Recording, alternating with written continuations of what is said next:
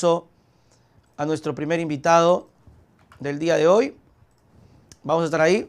Franklin, buenos días, ¿me escucha? Sí, muy bien, Nelson. ¿Usted? ¿Cómo está, Franklin? Lo escuchamos perfectamente y ya lo estamos viendo en vivo y en directo para todo el país que nos está observando.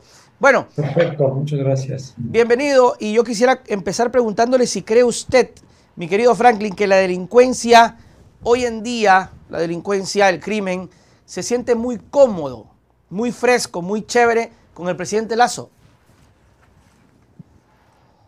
Sí, ¿no? Da la impresión que no hay una presencia del Estado, de la fuerza pública, proporcional al nivel de violencia que se ha extendido en la sociedad.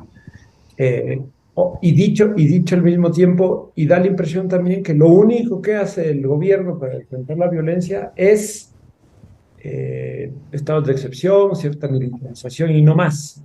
Cuando sabemos que cualquier estrategia eficaz de combate a la violencia requiere inversión pública, educación, salud, espacios públicos, espacios deportivos, tejido comunitario, o sea, una visión integral de la violencia que está asociada al problema de la exclusión social, la pobreza, la falta de empleo. No, por más que se ponga 200.000 militares en la calle, si no hay política social activa y desarrollo económico, esto no se va a recomponer.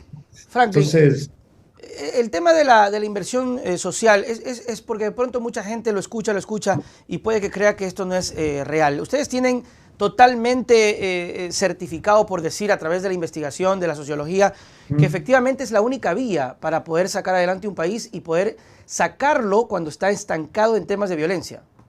mm. No es la única vía, pero es una estrategia fundamental, ¿no? Yo creo que hay un conjunto de políticas que se deben desplegar y se han desplegado en otras experiencias internacionales que tienen que ver con esto, ¿no? Hay una política de seguridad sin duda que tiene que ver con la fuerza pública, porque no es simplemente presencia en las calles de militares y policías, sino estrategias, una inteligencia antinarcóticos, por ejemplo, profesional, es decir, un conjunto de políticas de seguridad que exceden el tema de la presencia de la fuerza pública, un problema de inteligencia estratégica, y a partir de ahí, de las variables económicas, sociales, que hemos dicho, esto de la inversión social, y hay todo un conjunto de temas que tienen que ver con el espacio público, ¿no? Espacios habitados, luminosos, canchas deportivas, porque una forma en que la sociedad puede repeler la violencia es a través de sus niveles de organización, a través de sus niveles de integración. Y eso también depende de cierta inyección del Estado. De hecho, lo que tenemos entendido ahora que incluso, por ejemplo, barras de fútbol que antes muy organizadas y con autonomía y tal, están siendo carcomidas por el narcotráfico porque su gente deja la barra para entrar a estas bandas. Entonces, eso es un problema de integración social, de comunidad. Uh -huh. El narco le chupa la base social a la organización deportiva, cultural, social, y ya indica la penetración del crimen organizado en el conjunto de las relaciones sociales. ¿Y por qué? Aunque es una pregunta bastante media complicada, o sea, media rara, por decirlo, sabiendo esto muy claramente y sabiendo que incluso hay experiencias, ¿por qué crees tú, Franklin, que tenemos un gobierno que hoy se niega a hacerlo? Porque es incluso hasta bastante lógico, ¿no? El tema de quitar o dejarse quitar o arrebatar el Estado, el país, la sociedad, el grueso de la población por los narcos cuando no hay oportunidades, ¿no? Es decir, alguien copa ese espacio. Si no es el Estado con deporte, lo viene y lo copa el narcotráfico con oportunidades, porque verán ahí una salida las personas que están viviendo en estos sectores. ¿Por qué no hay esa visión en este gobierno de decir, oiga, esto es bastante hasta lógico, vamos a invertir, hasta creo que me va a ir bien en la imagen política? ¿Qué pasó? ¿Qué nos está pasando, Franklin? O sea, yo defino a Lazo y a su gobierno como un gobierno sumamente ortodoxo, sumamente ideológico. Ellos no se han movido un centímetro de la promesa que han hecho al Fondo Monetario Internacional y a los tenedores de deuda de gastar lo menos posible, ¿no? En la economía, reducir las brechas fiscales, el déficit fiscal y tener los recursos acumulados en la Reserva Internacional. Entonces eso le deja un margen de maniobra estrechísimo, ¿no? Uno ve los datos sobre inversión pública ¿cómo puede ser posible que con la crisis que vive el país desde 2017, después de la pandemia, el gobierno no haga uso de un motor fundamental de cualquier país desarrollado, que es la economía pública, la inversión Claro. pública? Entonces eso se recortó con Lenin Moreno en la Ley de Fomento Productivo de 2018. Lazo no ha movido absolutamente nada de aquello. Vimos hace 2 días, Argentina renegoció parte de su deuda con el Fondo Monetario Internacional. El Ecuador paga puntualmente antes de la hora. Paga puntualmente sabiendo que, exactamente, todo lo que dice todo el mundo, ¿no? No entro a las redes. No hay ni aspirina ni paracetamol en los hospitales, pero estamos puntualmente pagando la deuda. Y además hay una reserva internacional enorme. Históricamente ha sido un instrumento de política monetaria que en ciertos casos y con prudencia, no se trata de hasta, puede ayudar a resolver problemas claves de la población. O sea, yo encuentro ahí que es la primera opción. Y después, la otra explicación tiene que ver con que la extracción de clase de la gente de Guillermo Lazo hace que vivan en una burbuja. Ujú. Entonces, no hay otra explicación. Entonces, no ven, no entienden. No. Lazo hace poco dijo, no me importan las encuestas, que más o menos significa, no me importa la opinión de la gente. Claro. Entonces, me parece que viven encerrados en un discurso de la burbuja feliz que les hace que no entiendan los problemas. Entonces, entre su ortodoxia económica y su desconexión de la sociedad, se explica que no hagan algo, cosas lógicas, ¿no? Cosas Cosas lógicas. lógicas en este momento. Si no, no hay otro modo de entender, ¿no? Seguramente se me escapa algo. Claro, y por eso veíamos incluso el resultado de las elecciones, donde la consulta popular perdía y ganaba el no, y eso era es un claro señal, pero también vemos un gobierno que ya cumplió un mes de la consulta y no hay una toma de decisión, porque imagínate, un mes y todavía dicen, vamos a ver qué cambios hacemos, cuando se suponía, Franklin, desde tu lectura, que, claro, hay muchos escenarios que ya se están dando políticamente para ver si se lo cesa, pero desde la perspectiva del presidente, con el resultado, tenía que haber sido un cambio, pero al día siguiente, un mes, Franklin, y no hay nada. Pero Nelson, junio 2022 tuvimos un levantamiento indígena Ah, sí, popular enorme. Yo pensé que ahí iba a haber un giro, o sea, la así verdad, es. dije, si yo estoy en los pies de ellos, después de esto, pues, ¿qué más señal? O sea, después de eso veíamos, Leonidas Diza creció en las encuestas, tenía 60%, la gente estuvo de acuerdo en el paro nacional, aunque rechazó los excesos, había una identificación con la agenda, con los 10 puntos, el precio de los combustibles, un montón de cosas. Es decir, no es la hora del 5 de febrero. Hay un conjunto de demandas sociales que se vienen postergando desde el gobierno de Guillermo, de Lenin Moreno, que es el que abrió el pacto con el FMI, que puso estas políticas neoliberales sumamente fuertes, pero uno no ve que haya políticas sustantivas en las demandas fundamentales. El tema de la salud pública, ¿desde cuándo se arrastra? ¿Desde cuándo se arrastra? Entonces, digo, es un gobierno que lo único que explica, o sea, incluso más allá de la ortodoxia, es que ellos no oyen, no ven, están encerrados y le cuentan al presidente el discurso que se le acomoda a sus oídos y por eso él puede salir a decir, hemos crecido, estamos mejor, porque además lo dice. O es un mentiroso contumaz, que también lo es, o básicamente le doran la píldora para ver al país de un modo en el que solo ellos lo ven. Claro, y lo peor es tener que un gobierno que se cree aquello, ¿no? Que sale convencido, que eso que termina siendo bastante hasta Sí, terrorífico, ¿no? Tener un gobierno que totalmente. sale convencido de, no, es que estamos bien, y luego coger y llamar narcos a todo el mundo, y luego enojarse porque Arauz le dice que que es responsable y lo va a demandar. O sea, tenemos un gobierno, un presidente que llama narcos a todo el mundo, pero cuando se lo recrimina por estos financiamientos que están en investigación y políticamente lo ha debilitado, no quiere decir nada. ¿Esto lo tiene recontra que debilitado Franklin? ¿Crees tú que el juicio es inevitable? Nelson, lo que dices es clave para entender la erosión y el desgaste del lazo, ¿no? Porque nosotros vemos Pandora Papers en lo de la muerte cruzada, en el femicidio de María Belén Bernal, y ahora, pues, al menos 4 ocasiones él ha sido convocado a rendir cuentas a la Asamblea Nacional y no ha asistido. O sea, no hay democracia sin control de los órganos especializados para el efecto. Él se niega a dar su cara, a empeñar su palabra en momentos en que se exige verdad, transparencia, claridad. Él se escabulle. Uh -huh. Y me parece que precisamente en el informe que acaba de ser aprobado en la Asamblea, comparecieron alguna gente de su gobierno, él no, Y eso le termina por no dar al país, diría yo, no solo a la Asamblea, al país, la versión oficial de los hechos de parte de Guillermo Lazo, por Ujú. lo que ese informe tiene la voz de sus acusadores, de los informes que filtró la Posta, Fiscalía, etcétera, etcétera. Entonces, es un escenario en que una tremenda crisis social, un presidente que miente y que no rinde cuentas, ha tenido el voto de 104 asambleístas para viabilizar un juicio político. Yo no diría Ujú. que es inminente porque la Corte Constitucional todavía es un Todavía falta. filtro, es una Corte que ha jugado de modo cercano yo diría, tanto a Lenín Moreno como a Guillermo Lazo. Le autorizaron una consulta popular donde había una pregunta que era claramente regresiva en derechos como la eliminación del Consejo de Participación y del hecho de que la ciudadanía pueda elegir a los consejeros. Claro.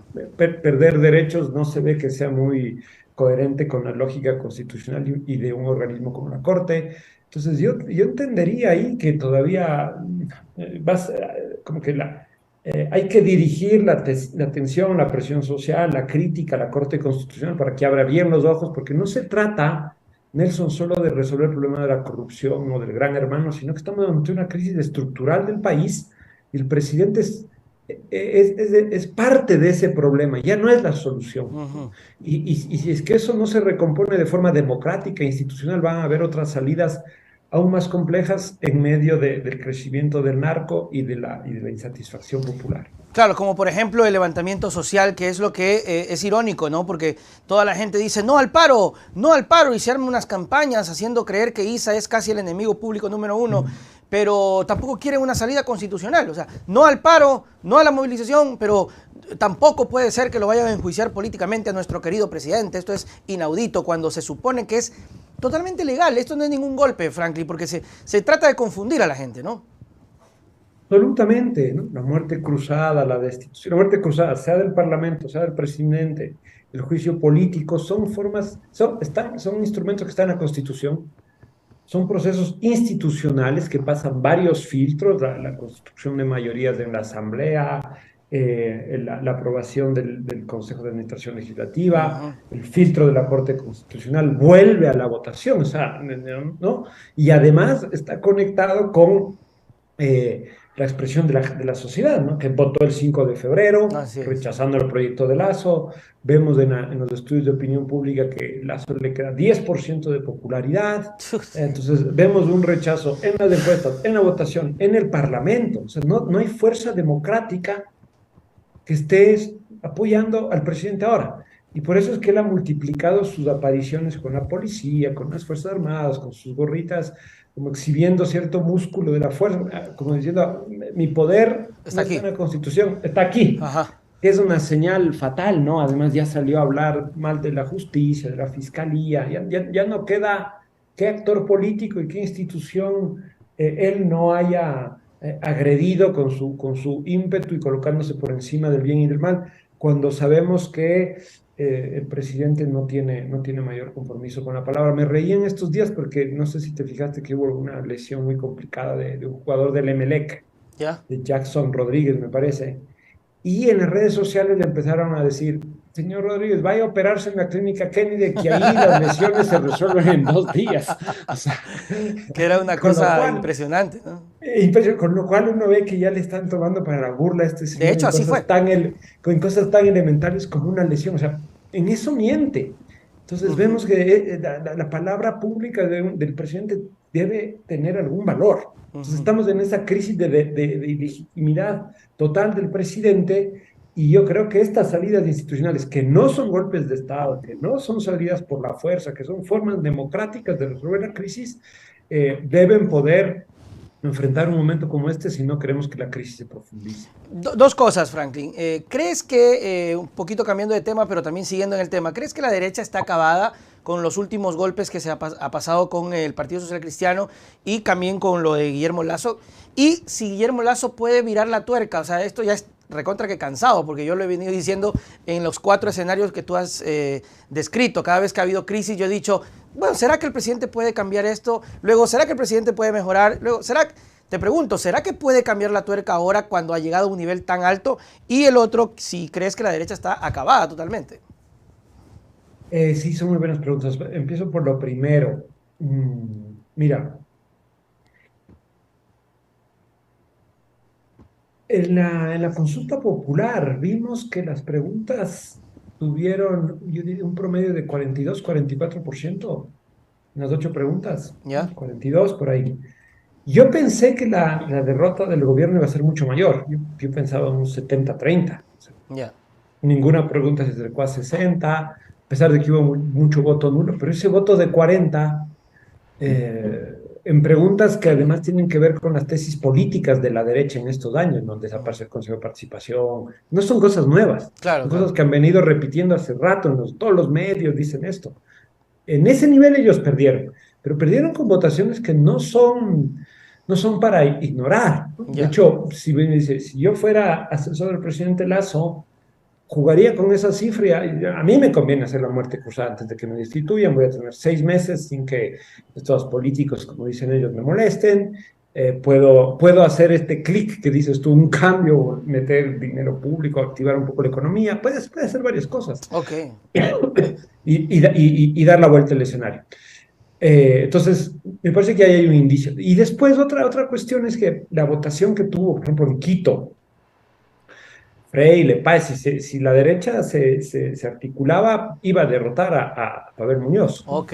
Entonces, y esa es una votación que se viene repitiendo, Ujú. digamos, cuando uno ve las cifras de quién rechaza el paro de 2022, cuando uno ve las cifras del apoyo a Lazo, son circuitos que están ahí, ¿no? Que si quieren es como Freire, sobre todo, es el nuevo rostro de una derecha como fuerte, radical, súper ideológica, pero que se presenta de otro modo, ¿no? Que se presenta de otro modo, como más cool, más buena Ujú. onda, sin los discursos seguritistas, se presenta como más cordial, más tolerante, pero cuando uno le escucha, ¿no? Él se ve en la imagen de Bukele, citó a Margaret Thatcher en el debate de Quito, o sea, referentes duros de la derecha. Entonces, a mí me parece que lo que está ocurriendo es que hay una crisis de los movimientos de derecha que se han instalado desde el social-cristianismo de los 70. Ahora creo, pero se va a producir un relevo, ¿no? Yo veo que incluso la sociedad se ha derechizado. Cuando uno ve el discurso de Marcela Guiñaga o de Pavel Muñoz, de Paola Pavón, aquí en la segunda, en las elecciones locales, ve que es un discurso muy corrido al centro, ¿no? Casi no se escucha, como voy a poner así, el relato clásico de la Revolución Ciudadana no se escucha, Ok. es como muy tranquilo. Yo quizás, salvo a Augusto Verduga, yo no escuché en esta campaña el discurso clásico como de izquierda, popular, democrático, de la Revolución Ciudadana y del conjunto de la izquierda, ¿no? Ok. También el Pachacútec puso a Leonidas Diza, que también es como ni chicha ni limonada. Entonces yo creo que la radicalización de la derecha en estos años, luego de la salida de Correa, ha corrido el escenario, jalado la alfombra muy hacia el centro, Ok. y todos los actores que jugaban a la izquierda se reposicionaron allá. Y a veces uno pierde elecciones, pero ya cambió el escenario político. Entonces, yo no daría por Por muerta a la sentado. derecha, pero sí se acaba me parece que sí está al borde de acabarse un ciclo de una derecha más dura, más oligárquica, más tradicional, que en medio de esta crisis de Guillermo Lasso puede quedar eyectada del poder. Pero Franklin, en todo caso, ¿podría ser ese también una clave en cambio del éxito de RC? ¿Haber modulado ese discurso? Sí, sí, sí, porque es un modo de adecuarse a los tiempos, Ujú. políticos más pragmáticos que no hacen apuestas ideológicas fuertes, sino que escuchan bien a la ciudadanía, se dan cuenta que el discurso más polarizador, más fuerte que tenía Correa antes genera cierto cansancio, generó ya y sigue generando, Ok. pero a la gente le gusta el TikTok, la alegría, que la cosa se vea bonita, aunque todos sepamos que estamos Estamos mal. bastante mal, pulverizados, pero bueno, una idea de que la política puede dar ilusión, esperanza. Veía en una encuesta de perfiles de opinión que justo luego de las elecciones, el ánimo de la gente, y más bien dicho, la esperanza de la gente se recompuso, Ok. porque según esta encuestadora, nunca había llegado a tal nivel de desespero, de depresión colectiva, las cifras que están teniendo los ciudadanos sobre el país. O sea, más allá del rechazo al Lazo y tal, la gente no cree que estamos peor, cree que no vamos a salir. Claro, hay una suerte de depresión colectiva por el nivel de padecimiento y sufrimiento que venimos viviendo viste, y al menos desde la pandemia, así 3 años seguidos donde todo es mala noticia, Ujú. todo es mala noticia, no hay luz. Pero me llamó la atención que de pronto hay elecciones, triunfan los candidatos, sobre todo la Revolución Ciudadana, también de Pachacútec, hay que decirlo, y la gente ve como que algo hay ahí, como Ay, que ay, algo que, chévere. como que algo sí, como que la política otra vez me da una cierta ilusión, ¿no? Y porque la política debe aportar eso, debe aportar también ilusión, no solo Ujú. se trata de, ¿no? de soluciones pragmáticas, de confrontar y denunciar al enemigo, sino de aportar esperanza, porque si no la gente no se mueve en términos de sociedad para contribuir a los objetivos nacionales. Ujú. Esperemos que la gestión sobre todo de Pavel Muñoz, de Aquiles Álvarez, esté a la altura de este momento, mientras el Estado Nacional está en declive, en ocaso, que los poderes locales puedan compensar y resolver activamente los problemas sociales. Ya se acabó la campaña, la Revolución Ciudadana tiene el desafío de gobernar las dos grandes ciudades de este país Ujú. y ese puede ser un punto de inflexión de cara a las próximas elecciones, Totalmente. sobre todo si no se adelantan, ¿no? Si se adelantan no van a poder tener efecto. Claro, totalmente. Creo que es una gran responsabilidad, ¿no? Y dependerá de ellos si realmente tienen la capacidad de reelegirse o allanar el terreno para una eventual victoria. Todo dependerá de lo que los políticos lo realicen. Yo tenía una pregunta y me gustaría hacértela como sociólogo y docente. ¿Qué pasa con los líderes? Los líderes, ¿crees? ¿Cuál es el único líder, hablando de activismo político, que todavía queda vivo en este país? De los partidos, por ejemplo, ¿cuál es el líder de la izquierda ahora? ¿Cuál es el líder de la izquierda democrática? ¿Cuál es el líder de Creo? ¿Cuál es el líder, o si existe, líder en el PSC?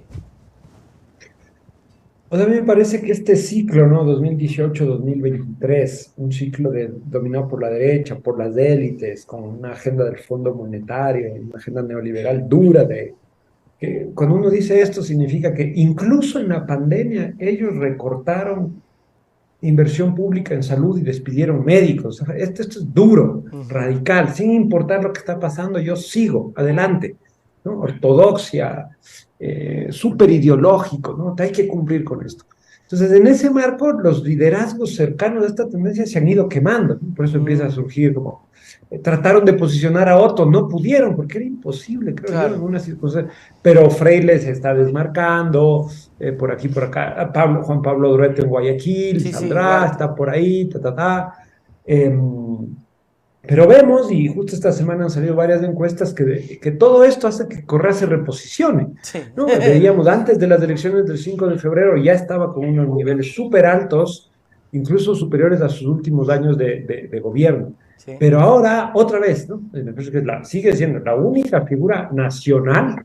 Cuando digo nacional significa que tiene respaldo en todo el territorio, costa, sierra, Amazonía, obviamente mucho más fuerte en determinados lugares, pero sigue siendo una figura nacional reconocida en todo el país. Su imagen ha cobrado lustre como efecto de este ciclo fatal. Y yo diría que también está la imagen de dos líderes indígenas, ¿no? El uno es Leonidas Issa y el otro es Yacu Pérez, que él está callado, sin Okay. meterse en un conflicto, y que en los últimos estudios que yo he visto aparece ahí. O sea, no te sorprenda que Ok. porque la RC está en el combate y cuando uno está en el combate se desgasta. Total, claro, total. ISA está en primera línea, le dicen que es un terrorista, Claro, claro.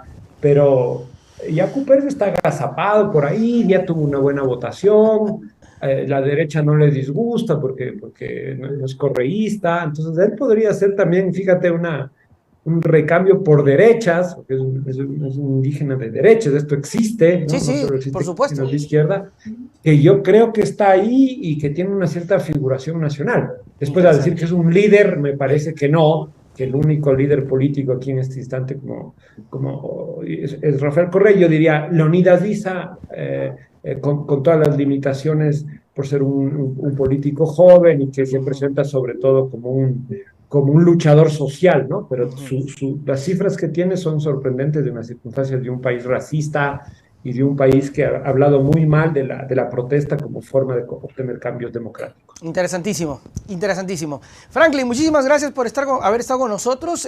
Me gustaría invitarte en otra ocasión para seguir hablando de muchas cosas, siempre que se pueda. Así que, pues, tus palabras para despedirnos, Franklin.